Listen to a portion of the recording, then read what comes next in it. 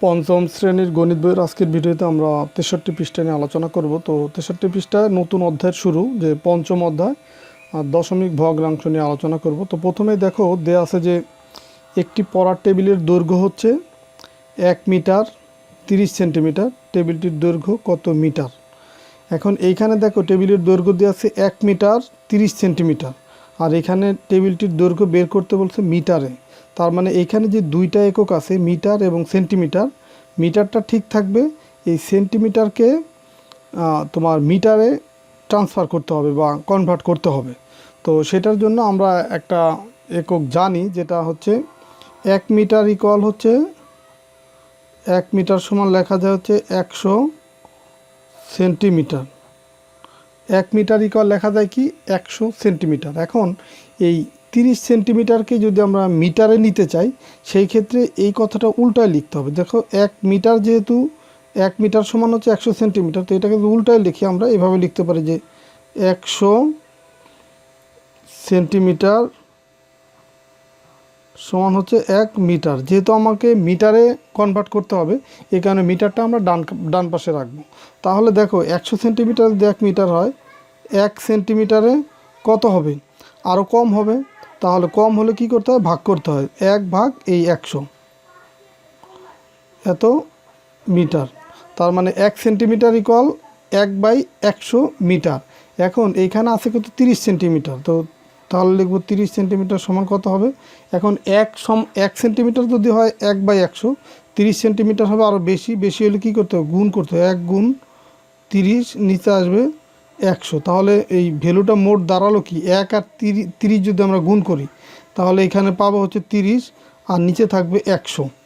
এখন যখনই তোমার ভাগ করার সময় এই নিচে ১ এবং ০ কেন্দ্রিক কোনো মান পাবো, তখন দেখো ১-এর পরে যে কয়টা শূন্য থাকবে দশমিক ওই কয়টা অঙ্ক আগে চলে আসবে। দেখো এইখানে ১-এর পরে শূন্য আছে ২টা, তো এই কারণে এইখানে দেখো আছে ৩০। তো ৩০ বা ৩০.০ একই কথা কিন্তু। তার মানে ৩০-এর পরে একটা দশমিক আছে, তো এইখানে নিচে যেহেতু ২টা শূন্য আছে, এই কারণে এই দশমিকটা এইখান থেকে এইখানে চলে আসবে। তাহলে এইখানে ভ্যালুটা দাঁড়াবে 0.30। 0.30, আর দশমিক প্রথমে থাকলে তার আগে একটা শূন্য দিতে হয়। তার মানে 0.30 হবে এইখানে এই 30 সেন্টিমিটারকে যদি আমরা মিটারে কনভার্ট করি। এখন এইখানে দেখো সেটাই লেখা আছে যে 1 সেন্টিমিটার ইকুয়াল কত?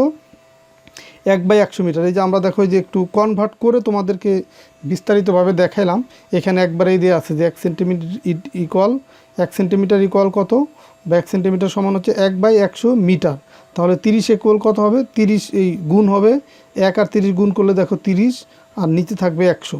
তো যখনই নিচে 1 আর 0 কেন্দ্রিক মান থাকবে, তখনই দশমিক 1-এর পরে যে কয়টা শূন্য থাকবে দশমিক ওই কয় অঙ্ক আগে চলে আসবে। তার মানে এইখানে এইটার সমান লেখা যাবে কত? 0.30, আর তার আগে একটা শূন্য।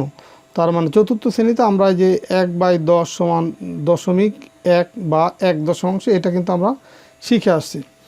তো এখন এইখানে দেখো এই যে তাহলে 1/100 ইকুয়াল কত লেখা যায়?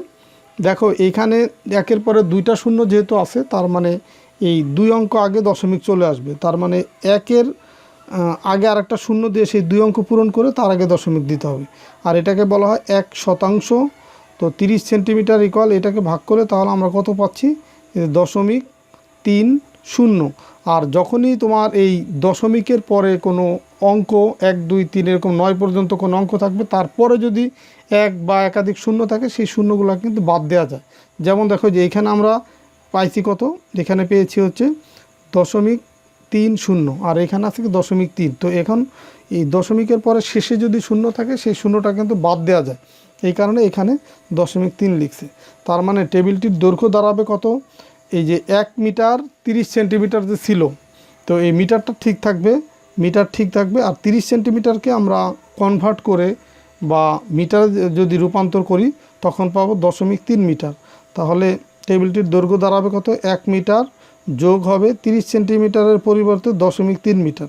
তো 1 মিটার আর 0.3 মিটার যোগ করলে আমরা পাবো হচ্ছে 1.3 মিটার। এটাই কিন্তু উত্তর। এরপরে দেখো এই নিচার একটা অঙ্ক আছে যে রং করা অংশ সাধারণ ও দশমিক ভগ্নাংশে লিখি। রং করা অংশ। এখন এইখানে দেখো তিনটা এই গ্রাফের মতো আছে বা ছোট ছোট ঘর করে তিনটা ব্লক আছে, এর ভিতরে কিছু ঘর হচ্ছে রং করা আছে, কিছু হচ্ছে সাদা আছে। তো এখন এখানে আমরা বের করব যে কয়টা ঘর এখানে রং করা আছে।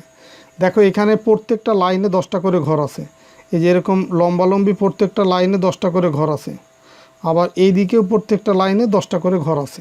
তো এখন তাহলে রং করা ঘর কয়টা হবে? দেখো এই যে 1 2 3 4, মানে 4টা লাইন রং করা আছে। তো এক একটা লাইনে কয়টা করে? 10টা করে ঘর আছে, তার মানে 10 20 30 40, 40টা ঘর রং করা। আর এইখানে আছে আরও কিছু 40 41 42 43 44 45 46 47 48, তার মানে এখানে 48টা ঘর রং করা আছে, 48টা। আর এখানে এটাকে যদি আমরা সাধারণ ভগ্নাংশে রূপান্তর করি, মানে লব এবং হর আকারে যদি রূপান্তর করি, এখানে মোট ঘর সংখ্যা কত? 100। 100-র ভিতরে কয়টা ঘর রং করা? 48টা। 48 উপরে দেব, আর নিচে যদি মোট ঘর সংখ্যা 100, সেই 100 নিচে দেব, তার মানে 48/100। এটা হচ্ছে সাধারণ ভগ্নাংশ। আর এটাকে যদি দশমিক ভগ্নাংশে রূপান্তর করি, দেখো একের পরে 2টা শূন্য আছে, এই কারণে দশমিক 2 অঙ্ক আগে চলে আসবে। তো এখানে অঙ্কই আছে 2টা, তার মানে এইখানে এই 48-এর আগে দশমিক চলে আসবে। আর দশমিক প্রথম থাকলে তার আগে একটা শূন্য দিতে হয়, তার মানে 0.48। এটা হচ্ছে দশমিক ভগ্নাংশ। আর খ নম্বরে দেখো এইখানেও এই 10 20 30 40 50, তারপরে 50 51 52 53 54 55 56 57 58 59 60, তার মানে 60টা ঘর এখানে রং করা আছে। রং করা আছে কয়টা? 60 ঘর। আর এই দশমিক সাধারণ ভগ্নাংশে যদি রূপান্তর করি, তাহলে 60, নিচে লিখবো কত? 100। যেহেতু 60টা ঘর রং করা, এখানে 60 দিলাম উপরে, আর মোট ঘর সংখ্যা 100, তার মানে 100 ঘরের ভিতরে 60 ঘর হচ্ছে রং করা। আর এখানে যদি দশমিক ভগ্নাংশে রূপান্তর করি, এই একের পরে 2টা শূন্য আছে, এই কারণে 2 অঙ্কের আগে দশমিক চলে আসবে, তার মানে এই দশমিক দিলাম, তারপরে এই 6 0, 2 অঙ্কের আগে দশমিক চলে আসলো, তার আগে একটা শূন্য। এইভাবেও লেখা যায়, অথবা তুমি এইভাবেও লিখতে পারো, দশমিক 0 শুধু 6, কারণ দশমিকের শেষে যদি শূন্য থাকে তাহলে সেই শূন্যটা বাদ দেওয়া যায়। আর গ নম্বরে দেখো ওই যে এইটা, এখানে কয়টা রং করা আছে? তো দেখো এইখানে লম্বালম্বি লাইনেও 10টা ঘর আছে, এইদিকেও 10টা ঘর আছে। তো এখন যদি এটা যদি আমরা এইদিকে গণনা করি, তাহলে সহজ হবে। দেখো 10 20 30 40, কারণ এইদিকে 10টা করে ঘর আছে, তার মানে 40টা ঘর রং করা। 40 41 42 43 44 45 46 47 48 49, তার মানে এখানে হচ্ছে তোমার 49টা ঘর হচ্ছে রং করা আছে, 49টা ঘর। এখানে সাধারণ ভগ্নাংশে যদি রূপান্তর করি, এখানে মোট ঘর সংখ্যা হচ্ছে কত? 100, তার মানে 100-র ভিতরে 49 ঘর হচ্ছে রং করা, তাহলে 49/100 লিখব। আর এটাকে যদি আমরা দশমিক ভগ্নাংশে রূপান্তর করি, তাহলে দশমিক 2 ঘর আগে চলে আসবে। 2 ঘর আগে মানে এই উপরে আছে 2 অঙ্ক, তার মানে এই 2 অঙ্কের আগে দশমিক চলে আসবে। এখানে দিলাম 4 আর 9। আর যেহেতু প্রথমে দশমিক আসছে, তা এই কারণে এর আগে একটা শূন্য দিতে হবে। আর দশমিকের পরে যে সংখ্যা থাকে, সেগুলোকে আলাদা আলাদা অঙ্ক হিসাবে পড়তে হয়। যেমন এটাকে যদি আমরা পড়ি যে 0.49, এভাবে পড়তে হবে। 0.49, 0.49, এভাবে কিন্তু পড়া যাবে না। এই দশমিকের পরে অঙ্কগুলো একটা একটা করে পড়তে হয়, মানে 0.49। তো এই ছিল তোমাদের 63 পৃষ্ঠার আলোচনা। তো পরের ভিডিওতে আমরা 64 পৃষ্ঠা নিয়ে আলোচনা করব। তো ঠিক আছে, সবাই ভালো থাকো, সুস্থ থাকো, কথা হবে পরবর্তী ভিডিওতে। আল্লাহ হাফেজ।